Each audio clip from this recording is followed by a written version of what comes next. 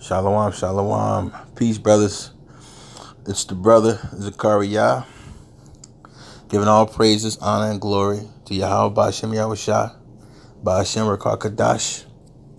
A big thank you to all the sincere brothers out there teaching this word in sincerity and truth. And double honors to the elders that rule well in the spirit, serving the Lord and worshiping the Lord in spirit and truth as well. I wanted to just go over some real quick, some scriptures real quick. All right. This is James 1:1. It says, James, a servant of God, we know that's Yahweh, and of the Lord Yahushua Hamashiach, to the 12 tribes which are scattered abroad, greeting. So, when you brothers reading the scriptures, man, I mean, there's your context right there.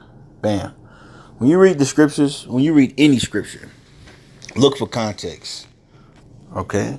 If the scriptures are, or if a particular verse is not easily understood, read the whole chapter. You understand? Break down the words, break down definitions. That's how you're going to learn and get the oil of the truth, man. You know, certain things that jump out at you because you know certain understandings of certain words in certain contexts. The things that are a mystery to the world will be revealed to you. You know, if you following the law, statutes, and commandments, and if you diligently searching for the Lord, He's gonna jump out at you, man. He's gonna reveal Himself to you.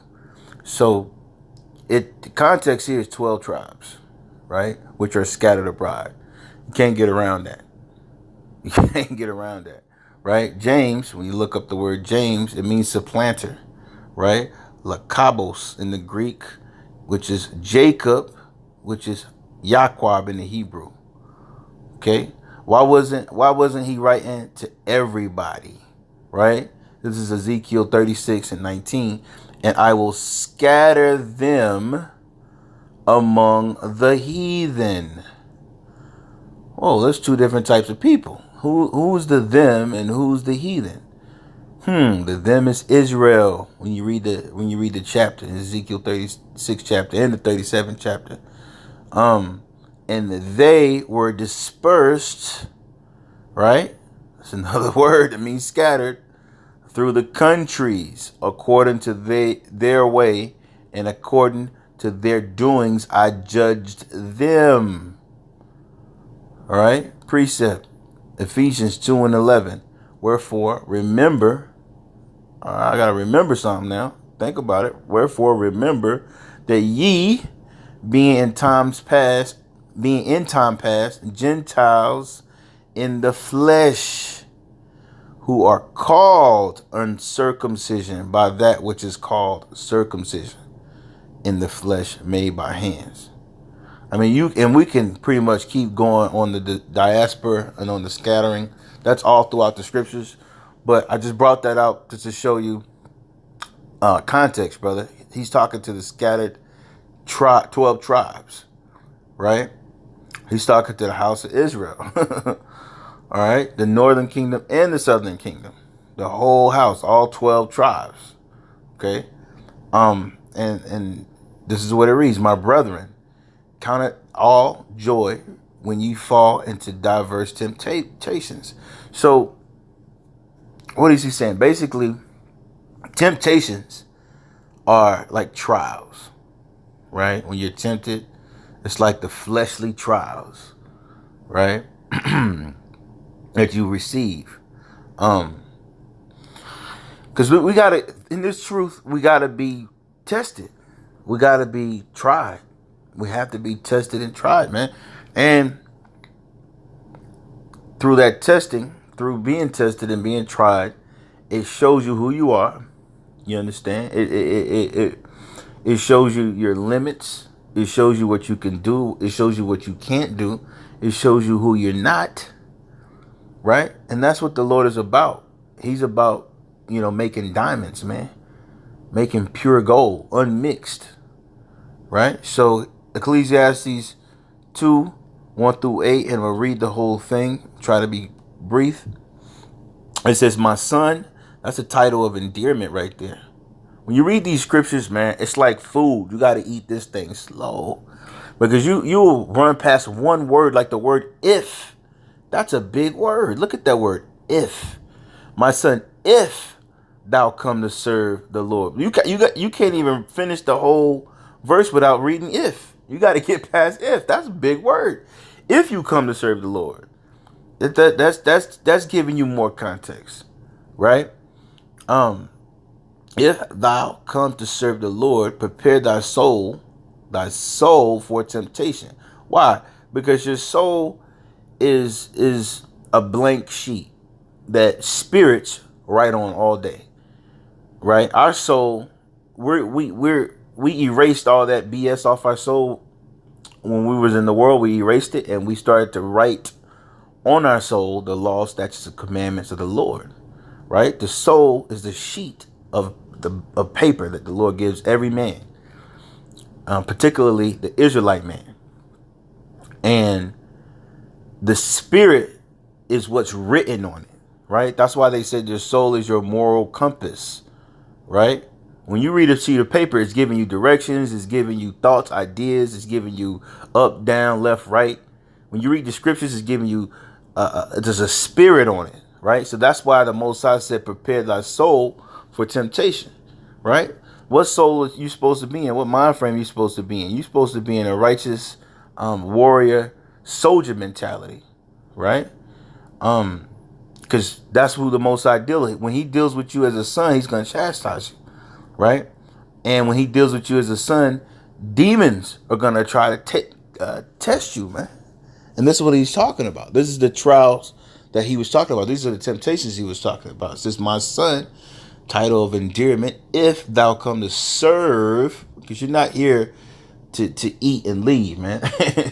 This ain't no damn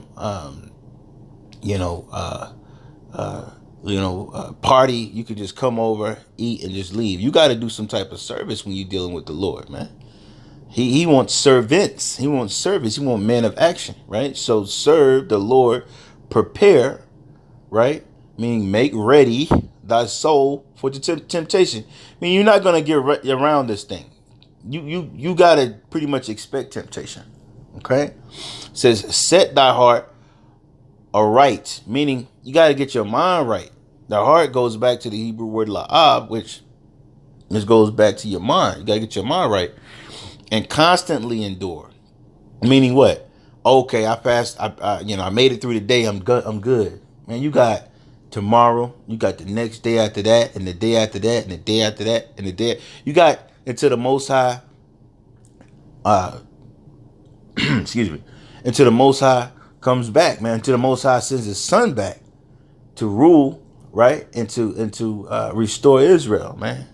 And even after that, you gotta endure until everything is finalized and everything's set in its proper order, man. We got a lot of work to do. You got to endure these times, these tribulations, these temptations, man, these trials, right? And make not haste in the time of trouble. Why does it tell you not to make haste in the time of trouble? Because that's your human impulses, right? That's your human instincts, which is what? Human nature is what?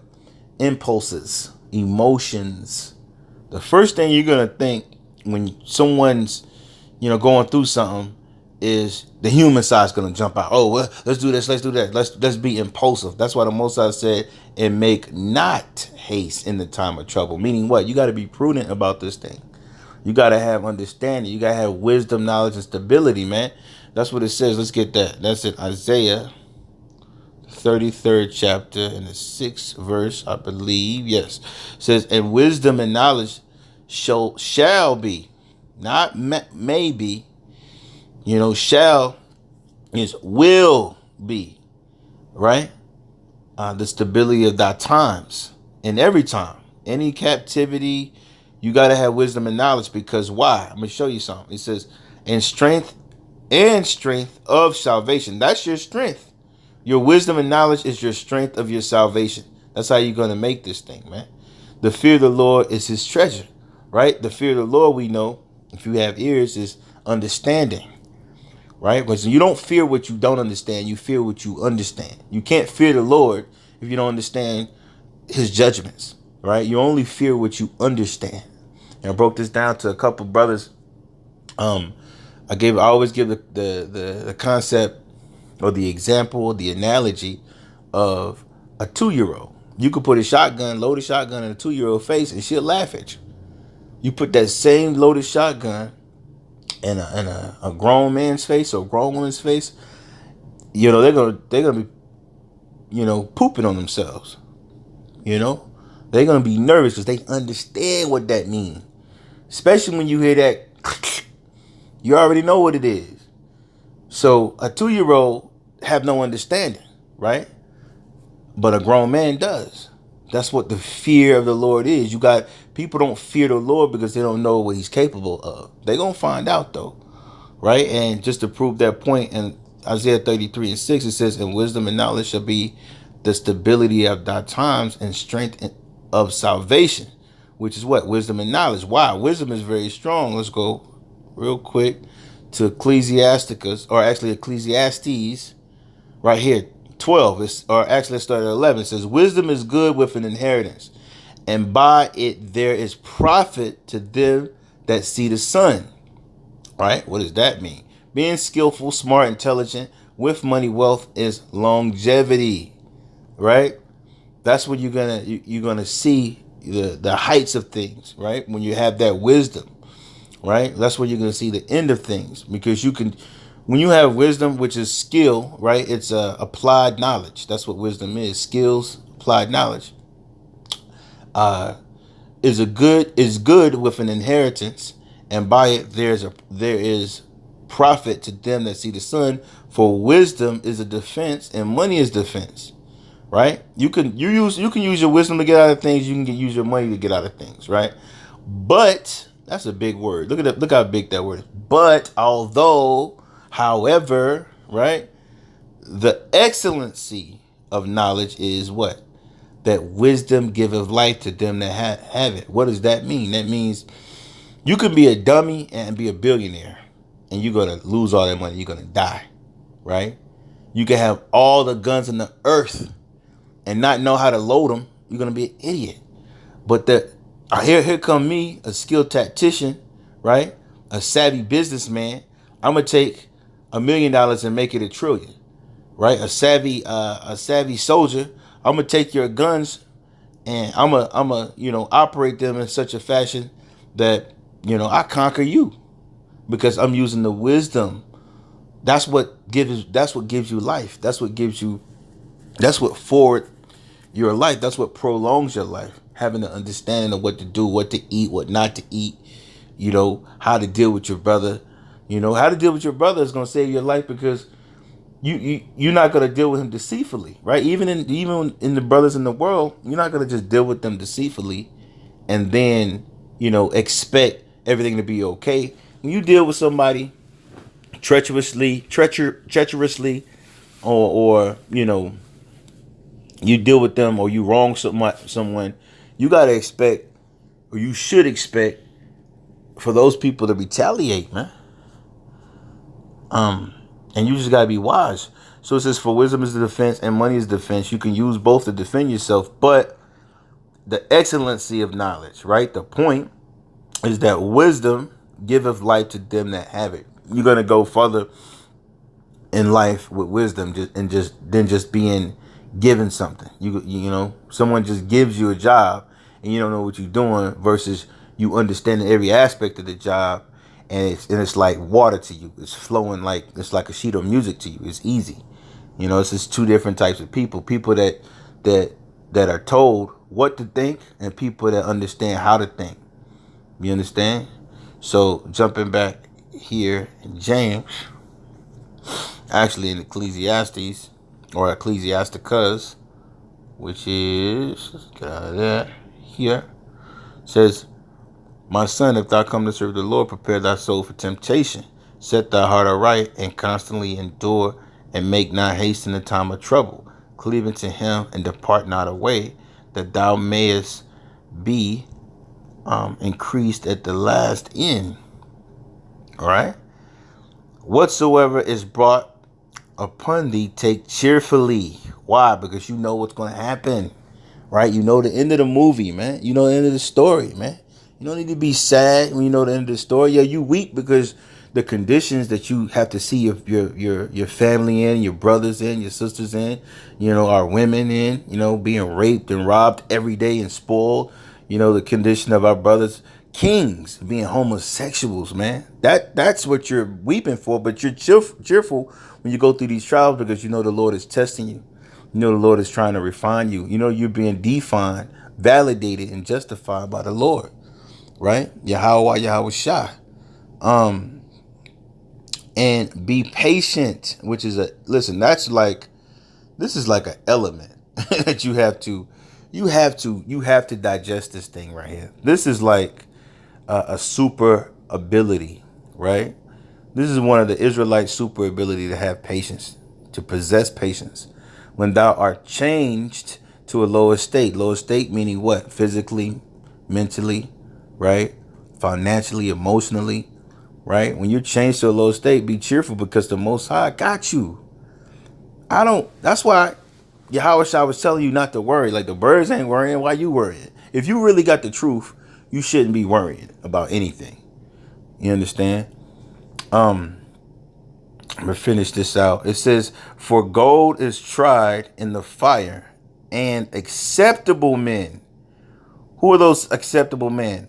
When you read Matthew's 10th chapter, it talks about going to the house of the worthy. Not just any old, but you don't just want anybody. You know what I'm saying? You don't want to just deal. Nobody in their right mind wants anybody on their team. You want the acceptable man. You want the best of the best, the creme de la creme, right? Top shelf, right? You want the best of the best, man. You want excellency on your team, man. You want royalty on your team. You want rulers. You want gods, right? You want kings on your team. You don't want just this regular dude. This is a regular guy. He look like he okay. Don't know anything about the guy. So for gold is tried in the fire. It's that analogy when when you reading, you just gotta read it slow. It's gonna tell you what's going on, man. The scriptures break themselves down easily. And acceptable men in the furnace of adversity, right? So that should tell you right there that the things that are adverse to the truth, if you endure those things and you make it past those things, then you become quote unquote acceptable to the Most High, right? First off, you're already acceptable because you're the children of the promise, right? Yahweh shall die for you to repent and come back to the good graces of the Father, and get back on track where you should have been in the first place, right? But it's a trial. Everything's a trial. Everything is everything is endurance, man. For gold is tried in the fire, acceptable man in the furnace of adversity. Okay, and it says, believe in him, and he, who's the him? Yahweh, right? Well, we always believe in Yahweh through Yahweh Shah, right? Because that's our sacrifice, right? That's our big brother, man, that died for us. Selfless sacrifice too. And he will help thee. This is what the Most High wrote. I gotta believe this. This is what I believe. It didn't say he might. It said he will help thee. That's what I point. When I read, I look at these words. I look at them 3-letter words, them 2-letter words, man, them 4-letter words, man. Those words are the biggest words in the scriptures to me, because people just read right over them. But you got to digest this thing. Will help thee. Order thy way aright and trust in him, right? That trust goes back to confidence, which goes back to faith, which goes back to the foundation that we believe in, which is faith is the hopeful expectation of what? Of what's written. That's the foundation. That's why it says faith is the substance of things hoped for. That substance there is foundation. When you look it up in the Greek, the word substance there in Hebrews 11 and 1 is foundation. And what foundation are we trusting in? We trusting in the words of the Lord, man. Everything that is written from Genesis to Revelations, to include the Apocrypha. That's part of the scriptures too. I don't care who don't like it. That's fine. You don't have to like it. It is what it is. Truth is truth, right? And it says, "Ye that fear the Lord," right? When you fear the Lord, that's understanding, brother. If you got ears to hear, you can't fear something you don't understand. just a real. I'm gonna do a lesson on the fear of the Lord too. Ye that fear the Lord, wait for His mercy. That's that element goes back to that patience, right? And be patient. Wait, verse 7. Wait for His mercy, and go not aside, lest I fall. Because a lot of times our people, because the Most High for them don't work fast enough for them. They got to understand that there's no such thing as the Most High not being on time. He's always on time. Always on time. Right? If the thing that you want done and the mercy that He wants to give you comes 10 years from now, that's when it's supposed to come. That's how you got to look at this thing, man. You got to believe in this thing for 10 years. You got to believe in this thing for 100 years until you die, man. Most High can raise you up on your death hour, man. Look at the men that was on the cross that was saved next to Yahushua. His whole life, you don't know what he was doing. Could have been acting a monkey his whole life, but he had faith into the final hour, and he was saved right there at that last hour, man. His whole life, he was delivered right there, man. Verse 8: Ye that fear the Lord, believe in Him, and your reward shall not fail. What's that reward? The promises, the restoration of Israel, right? That hundredfold that Yahushua speaks about for all that we forsake. The reward, the kingdom, Yahushua rulership of Yahushua is my reward. You understand what I'm saying? The new covenant, the laws being written on my mind is my reward. You understand? And like I said, I was just in the spirit. I wanted to read that just as encouragement for the brothers. And I hope that, this lesson was edifying. Of course, I'm going to read in the future. I'm going to read we'll do breakdowns on everything in the scriptures, man. You can do breakdowns for days just on James, man. So this is just beautiful to me. This looks like music to me. and through the spirit, this is the song. this is the song that the 144 were singing, man, or will be singing, right? But yeah, with that, I want to go ahead and close and say shalom, brothers.